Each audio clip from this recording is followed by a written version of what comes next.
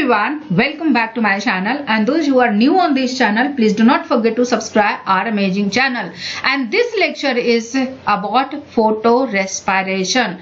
So photorespiration की अगर बात करें तो यहाँ पे जो इंजाइम इन्वॉल्व है दैट इज रुबिस्को. रुबिस्को का अगर फुल फॉर्म बोलें तो it is ribulose one five bisphosphate carboxylase and oxygenase. Means rubisco में कार्बोक्सिलेज एक्टिविटी भी होती है एंड ऑक्सीजनेज एक्टिविटी भी होती है.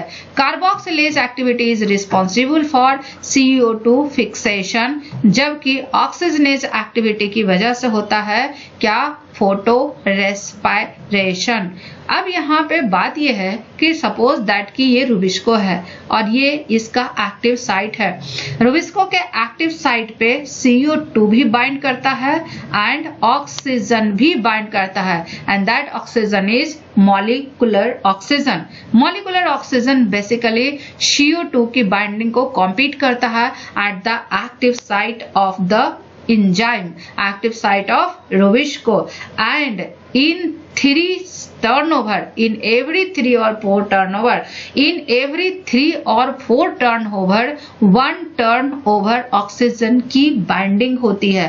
और जब ऑक्सीजन की बाइंडिंग होती है उस समय रुबिस्को कैटालाइज करता है condensation of ribulose one five bisphosphate with oxygen. और जब ऑक्सीजन रिबुलोज 1,5-बिसफॉस्फेट के साथ कंडेंस होता है तो ये एक इंटरमीडिएट बनाता है. That enzyme is enzyme bond intermediate, but this intermediate is unstable. ये क्या है, दिस इंटरमीडिएट इज अनस्टेबल, इसीलिए ये ब्रेक हो जाते हैं दो प्रोडक्ट में. First one is the 2 carbon compound and this 2 carbon compound is 2-phosphoglycolate, and second one is 3 carbon compound and 3 carbon compound is 3-phosphoglycerate.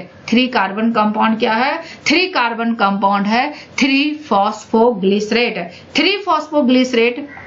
3-phosphoglycerate inter करता है C3 cycle में, जबकि 2-phosphoglycolate की अगर बात करें तो it is metabolically wasteful product या metabolically useless product.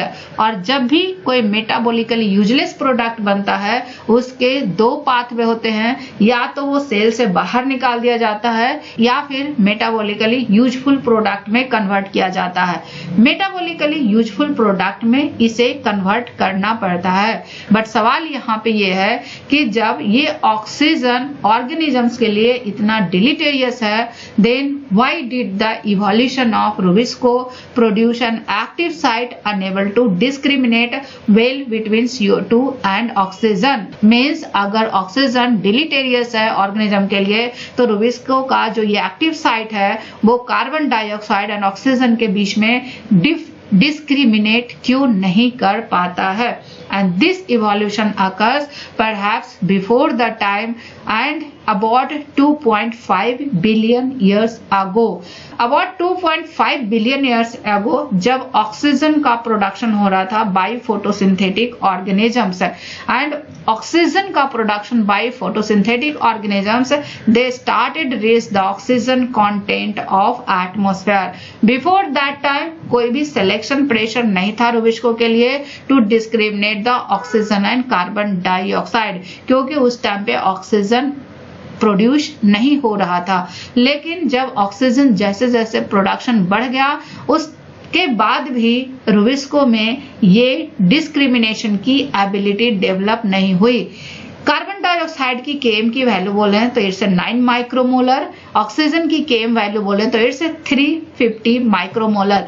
So there is a huge difference in Km between carbon dioxide and oxygen. Modern atmosphere की अगर बात करें तो मॉडर्न एटमॉस्फेयर में जो ऑक्सीजन का कंसंट्रेशन है इट्स 20%, जबकि कार्बन डाइऑक्साइड की कंसंट्रेशन की अगर बात करें तो इट्स 0.04%. लेकिन अगर एक्वस सॉल्यूशन की अगर बात करते हैं, एक्वस सॉल्यूशन जो कि एयर के इक्विलिब्रियम में है, सो इस एक्वस सॉल्यूशन में जो ऑक्सीजन है इट्स 250 माइक्रोमोलर. अगर कार्बन डाइऑक्साइड की अगर बात करें तो it's only 11 micromolar. So oxygen and carbon dioxide के कंसंट्रेशन में भी ह्यूज डिफरेंस है ऑल्सो इन एक्वस सॉल्यूशन। इसीलिए ऑक्सीजन का कंसंट्रेशन ज्यादा होता है एक्वस सॉल्यूशन में as compare to carbon dioxide. Now अगर लीफ की अगर बात करें तो लीफ में मेसोफिल सेल्स होते हैं। Mesophyll cells spongy and palisade parenchyma होते हैं। स्पॉन्जी पैरेन्काइमा में काफी सारे एयर स्पेसेस होते हैं। उस एयर स्पेसेस की अगर बात करें तो वहां भी ऑक्सीजन का कंसंट्रेशन ज्यादा होता है as compare to carbon dioxide, क्योंकि जो कार्बन डाइऑक्साइड होता है वो C3 साइकिल में इंटर करते हैं for carbon dioxide fixation, but oxygen inter नहीं करते हैं, इसलिए ऑक्सीजन का कंसंट्रेशन वहां पे ज्यादा होता है, जो कि ऑक्सीजनेज एक्टिविटी को, ऑक्सीजनेज रिएक्शन को फेवर करता है in both the leaf as well as in aqueous solution. So जो फॉस्फोग्लाइकोलेट बनता है दैट इज 2-फॉस्फोग्लाइकोलेट, ये कहाँ बनता है? क्लोरोप्लास्ट में। अब ये 2-फॉस्फोग्लाइकोलेट को सैल्वेज किया जाता है मेटाबॉलिकली यूजफुल प्रोडक्ट में by the process of glycolate pathway. Glycolate pathway क्या है? Glycolate pathway is basically conversion of two phosphoglycolate in metabolically useful product. Glycolate pathway में 3 तरह के ऑर्गेनल्स काम करते हैं। First one is the chloroplast, this one is the chloroplast, second one is the peroxisome, second one क्या है? peroxisome, and third one is the mitochondria। Means glycolate pathway में 3 organelle काम करते हैं। First one is the chloroplast, second one is the peroxisome, third one is the mitochondria. और ये एक proper order में होता है। मीन्स पहला रिएक्शन क्लोरोप्लास्ट में होगा क्योंकि क्लोरोप्लास्ट में ही रुबिस्को है और रुबिस्को की ऑक्सीजनेज एक्टिविटी की वजह से 2-फॉस्फोग्लाइकोलेट बनता है। क्लोरोप्लास्ट के बाद का जो रिएक्शन होता है पेरोक्सिसोम में होता है। पेरोक्सिसोम के बाद का रिएक्शन जो होता है माइटोकॉन्ड्रिया में होता है, और इसको ऑर्डर याद कर सकते हैं by CPM। C for chloroplast, P for peroxisome and M for mitochondria। Chloroplast की अगर बात करें तो क्लोरोप्लास्ट में रुबिस्को प्रेजेंट होता है, that is present in the stroma, and stroma में ही रिबोलोज 1,5-बिसफॉस्फेट होते हैं। जब रुबिस्को की ऑक्सीजनेज एक्टिविटी एक्टिव होती है एंड रिबोलोज 1,5-बिसफॉस्फेट को कंडेंस करता है, एंड आफ्टर कंडेंसेशन 2 प्रोडक्ट बनता है। First product is three phosphoglycerate, that is 3 carbon compound. Second one is the two phosphoglycolate, that is 2 carbon compound. जैसे ही 2-फॉस्फोग्लाइकोलेट बनता है एंड 3-फॉस्फोग्लिसरेट बनता है, ये three phosphoglycerate that is 3-PGA। Three phosphoglycerate क्या है? 3-PGA, और ये कैल्विन साइकिल में इंटर करता है, that is for carbon dioxide fixation. But ये जो 2 कार्बन कंपाउंड है that is two phosphoglycolate, this is metabolically wasteful या मेटाबॉलिकली यूजलेस प्रोडक्ट। इनका डीफॉस्फोराइलेशन होता है, मीन्स इनऑर्गेनिक फॉस्फेट रिलीज होता है और ये बनता है ग्लाइकोलेट। जैसे ही ग्लाइकोलेट बनेगा ये इंटर कर जाएगा पेरोक्सिसोम में। ग्लाइकोलेट पेरोक्सिसोम में इंटर करने के बाद इसमें ऑक्सीजन से रिएक्शन होता है और बनाता है glyoxylate. This reaction is catalysed by glycolic acid oxidase. किस एंजाइम से कैटलाइज होगा? Glycolic acid oxidase. इस रिएक्शन में H2O2 दैट इज पेरोक्साइड बनता है as a side product, as a by product, और इसको हार्मलेस बनाया जाता है पेरोक्सिसोम में पेरोक्सीडेजेस से। पेरोक्सिसोम में क्या होते हैं? पेरोक्सीडेजेस होते हैं। पेरोक्सीडेजेस इस H2O2 को हार्मलेस कन्वर्ट करता है, मीन्स हार्मफुल से हार्मलेस में कन्वर्ट कर देता है। ग्लाइऑक्सिलेट जैसे बनता है ये ग्लाइसिन में कन्वर्ट हो जाता है by transamination reaction. Transamination means यहाँ पे अमाइनो ग्रुप ट्रांसफर होता है। ग्लाइऑक्सिलेट में कोई भी अमाइनो ग्रुप नहीं है। जैसे ही ग्लाइऑक्सिलेट में अमाइनो ग्रुप आएगा ये बनाएगा ग्लाइसिन। जैसे ही ग्लाइसिन बनता है ये ग्लाइसिन इंटर कर जाता है कहाँ पे? माइटोकॉन्ड्रिया में।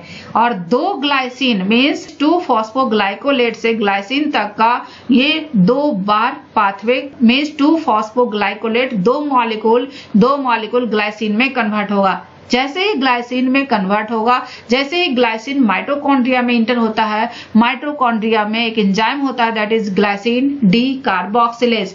2 मॉलिक्यूल ग्लाइसिन 1 मॉलिक्यूल सेरीन में कन्वर्ट होता है बाई ऑक्सीडेशन। क्योंकि ग्लाइसिन 2 मॉलिक्यूल है मीन्स 2 अमाइनो ग्रुप होंगे, बट सेरीन एक ही मॉलिक्यूल है, इट मीन्स कि एक ही अमाइनो ग्रुप होंगे, तो एक अमाइनो ग्रुप रिलीज होगा in the form of ammonia.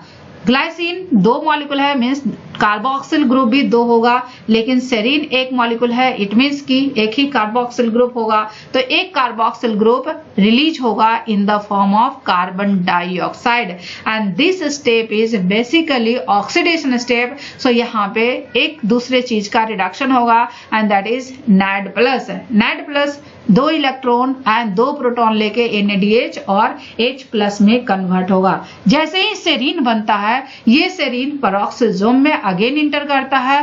Peroxisome में ये सेरीन इंटर करता है तो पेरोक्सिसोम ट्रांसएमिनेशन के थ्रू हाइड्रोक्सी पायरुवेट में कन्वर्ट हो जाता है। मींस ये अपना अमाइनो ग्रुप दे देता है ग्लाइसिन को और ये खुद हाइड्रोक्सी पायरुवेट में कन्वर्ट हो जाता है। हाइड्रोक्सी पायरुवेट ग्लिसरेट में कन्वर्ट हो जाता है। हाइड्रोक्सी पायरुवेट एंड ग्लिसरेट का conversion is a reduction process. So यहाँ पे NADH का क्या होगा, ऑक्सीडेशन होगा और NADH NAD+ में कन्वर्ट हो जाएगा। This reaction is catalysed bye enzyme alpha hydroxy acid reductase. जैसे ही ग्लिसरेट बनता है, ग्लिसरेट क्लोरोप्लास्ट में आता है।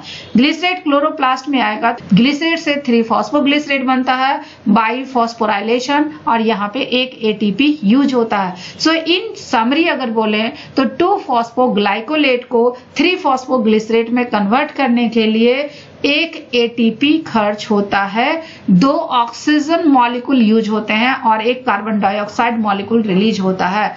NADH एक बनता है और एक यूज होता है, so there is no net gain of NADH, लेकिन ATP एक खर्च होता है, इसीलिए 2-फॉस्फोग्लाइकोलेट को मेटाबॉलिकली यूजफुल प्रोडक्ट में कन्वर्ट करने के लिए एनर्जी की रिक्वायरमेंट होती है। कुछ इंपॉर्टेंट पॉइंट्स की अगर बात करें, ब्राइट सनलाइट की अगर बात करें तो ब्राइट सनलाइट में जो ग्लाइकोलेट सैल्वेज पाथवे होते हैं दे आर वेरी हाई, क्योंकि ये टेम्परेचर पे डिपेंड करता है solubility of oxygen and carbon dioxide.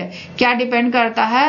Temperature पे डिपेंड करता है solubility of carbon dioxide and oxygen. High temperature पे ऑक्सीजन की सॉल्युबिलिटी ज्यादा होती है बट कार्बन डाइऑक्साइड की सॉल्युबिलिटी कम होती है, और जितना ज्यादा सॉल्युबल होगा उतना ही ज्यादा एक्सेसिबल होगा। So in bright sunlight glycolate salvage pathway is very high, producing 5 times more carbon dioxide that can be produced by oxidation of citric acid cycle. So to generate this large flux, mitochondria contain prodigious amount of glycine decarboxylase complex. 4 proteins of the complex make up half of the proteins in mitochondrial matrix in leaves of pea and spinach plants. Non photosynthetic part of the plant की अगर बात करें, for example potato tuber, mitochondria have very low concentration of glycine decarboxylase complex. So combined activity of Rubisco oxygenase and glycolate pathway consumes oxygen and produces carbon dioxide. इसलिए इस process को बोलते हैं photo respiration, respiration in the presence of light. This pathway is also called oxidative photosynthetic carbon cycle और C2 cycle. C2 cycle क्यों बोलते हैं? क्योंकि जो फर्स्ट प्रोडक्ट है इस pathway का that is 2 carbon compound, that is 2-phosphoglycolate. So this is all about photorespiration and stay tuned for the next lecture.